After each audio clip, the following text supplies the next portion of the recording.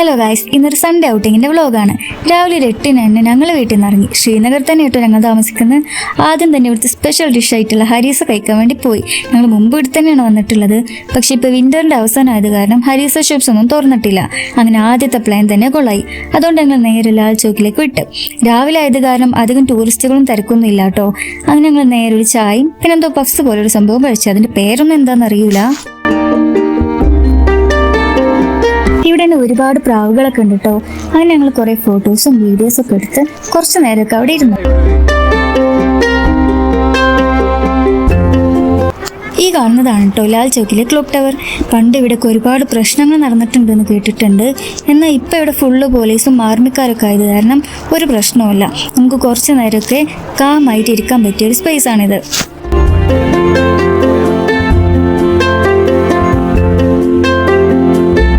ഇപ്പോൾ കുറേ ടൂറിസ്റ്റുകളൊക്കെ എത്തി തുടങ്ങിയിട്ടുണ്ട് കേട്ടോ. അപ്പം ഞങ്ങൾ നേരെ ഡൽ ലേക്കിലേക്ക് പോകാമെന്ന് വിചാരിച്ചു.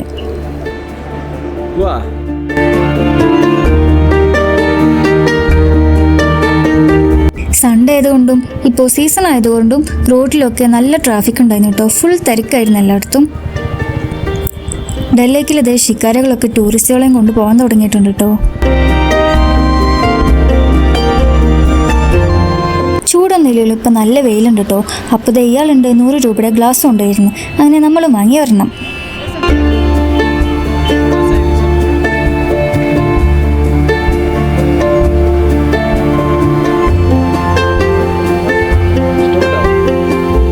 ഈ കാണുന്നതൊക്കെ ഹൗസ് ബോട്ടുകളാണ് കേട്ടോ. ഈ ഡൽ ലേക്ക് എന്ന് പറഞ്ഞാൽ അതൊരു വേറെ ലോകമാണ്. ഇതിൻ്റെ അകത്ത് ഒരുപാട് പേര് താമസിക്കുന്നുണ്ട്. ഇവർക്ക് ആവശ്യമായിട്ടുള്ള എല്ലാതും ഇതിൻ്റെ അകത്ത് തന്നെയുണ്ട്. ഹോസ്പിറ്റൽ, മാർക്കറ്റുകൾ, ഹോട്ടൽസ്, അങ്ങനെ എല്ലാം.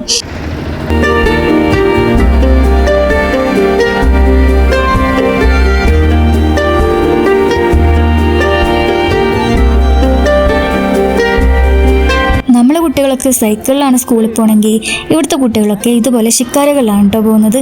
ഇവർക്ക് എല്ലാവർക്കും ഇത് തുഴയാനും അറിയാം.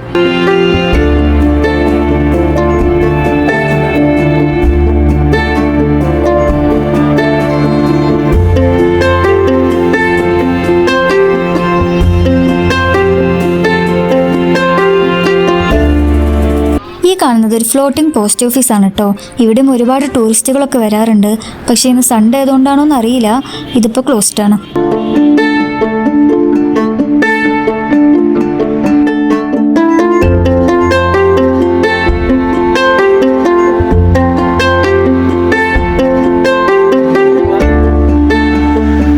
അങ്ങനെ കുറേ സമയം ഡൽ ലേക്കിലെ കാഴ്ചകളൊക്കെ കണ്ട് അവിടെ ഇരുന്നു. അങ്ങനെ ഞങ്ങൾ ഇന്നത്തെ മെയിൻ സ്ഥലമായിട്ടുള്ള ടുലിപ്പ് ഗാർഡൻ കാണാനെത്തി. പാർക്കിംഗ് കഴിഞ്ഞ് കുറച്ച് നടക്കാനുണ്ട് കേട്ടോ ഗാർഡനിക്ക്. പക്ഷെ ആ നടക്കുന്ന വഴിയുണ്ടല്ലോ അടിപൊളിയാണ്. ഫുൾ ഫ്ലവേഴ്സാണ് രണ്ട് സൈഡിലും.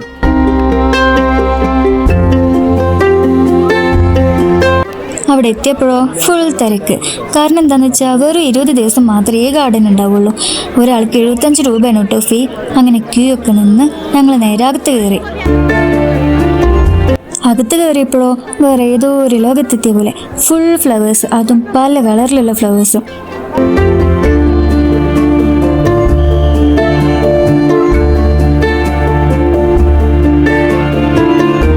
പിന്നെ ഇവിടെ ട്യൂലിപ്സ് മാത്രമൊന്നുമല്ല കേട്ടോ, നമ്മളെ നാട്ടിലൊന്നും ഇല്ലാത്ത ഏതൊക്കെയോ ഫ്ലവേഴ്സ് ഉണ്ട്.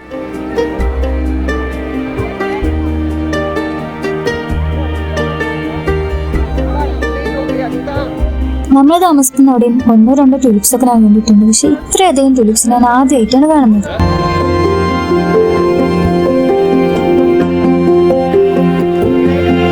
ഏക്കറിൽ 74 വെറൈറ്റീസിൽ 1.7 മില്യൺ ട്യൂലിപ്സ് ആണ് കേട്ടോ ഈ ഗാർഡനിലുള്ളത്.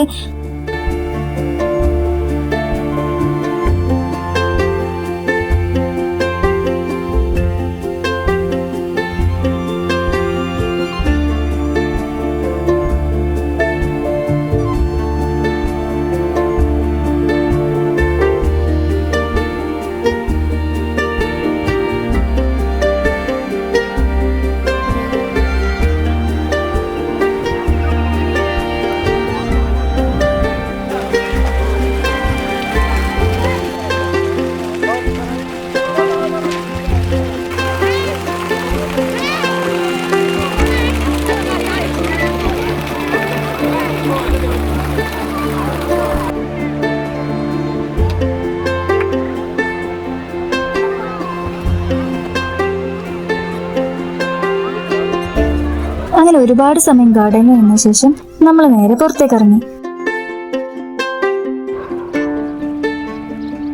പോകുന്ന വഴിക്ക് റോഡ് സൈഡിൽ ഒരു കൂട്ടം ചെമ്മരിയാടിനെ കണ്ട് ഞങ്ങൾ അവിടെ വണ്ടി നിർത്തി.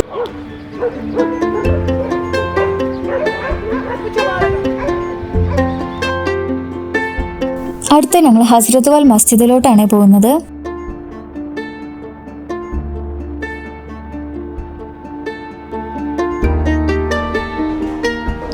അവിടെ തന്നെയുള്ള ഒരു ചെറിയ ഹോട്ടലിൽ ഞങ്ങൾ ഫുഡ് കഴിക്കാൻ കയറി.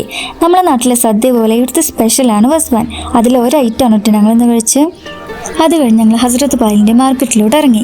ഒരുപാട് ഡ്രൈ ഫ്രൂട്ട്സ്, പച്ചക്കറികൾ, കുറേ ഫുഡ് ഐറ്റംസ് എല്ലാം ഇവിടെ ഉണ്ട്.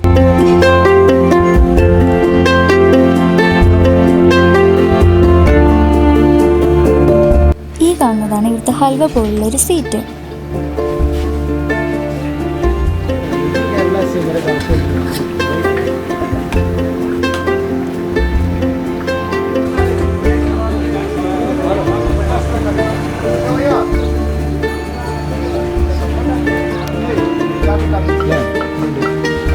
ഞങ്ങളിവിടുന്ന് ഈ ഒരു സാധനം വാങ്ങിയേ. ഇത് നമുക്ക് റൂമിലൊക്കെ എന്തെങ്കിലും ഹാങ് ചെയ്യാനൊക്കെ പറ്റും. 50 രൂപയാണ് കേട്ടോ ഇതിൻ്റെ വില.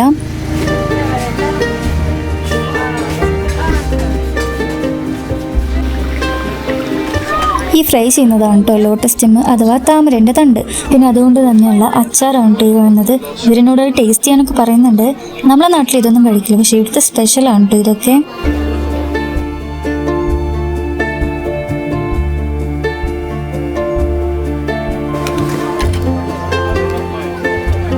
പിന്നെ ഞാൻ ഈ ഒരു ബോട്ടിൽ വാങ്ങിട്ടോ. 3 സെറ്റ് വരുന്ന ഒരു ബോട്ടിലാണത്. അവരൊരു 350 പറഞ്ഞു, പക്ഷെ നമ്മൾ പറഞ്ഞു ഒരു 250 വാങ്ങിച്ചു കേട്ടോ. ബാർഗൻ ചെയ്യാൻ നല്ല അറിയുന്നവർക്കാണെ ഇനിയും കുറച്ച് വാങ്ങാം.